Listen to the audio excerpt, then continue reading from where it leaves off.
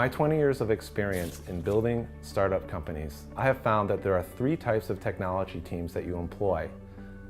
These are internal, external, and a mix of both. How do you decide what's right for my company? Do I want an all-internal team? Do I want an all-external team? Or am I looking at a hybrid model?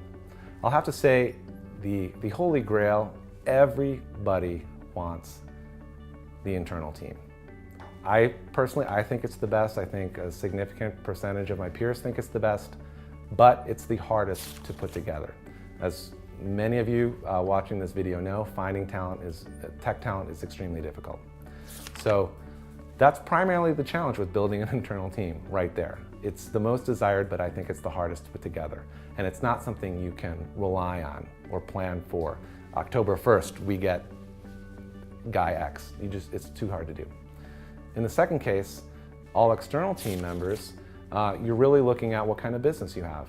If you're looking at, for example, Beach Mint or Shoe Dazzle are great examples of what I would call technology commodity businesses. Their formula is celebrity plus e-commerce is revenue. There's nothing new about the technology. There's nothing innovative about what they're building, so you could go with an all-external team in building that type of product. The third model is what I would more reserve for technically challenging projects, and that's a hybrid model where you're mixing internal and external resources. A good example of that, I'm not sure they built it this way, but Klout with a K, K-L-O-U-T, for example, you would have a PhD sitting next to you writing the algorithms to process your social graph and see how influential you are. However, you might ship that to India or Eastern Europe to build the website. That's a commodity. You don't need experts to do that.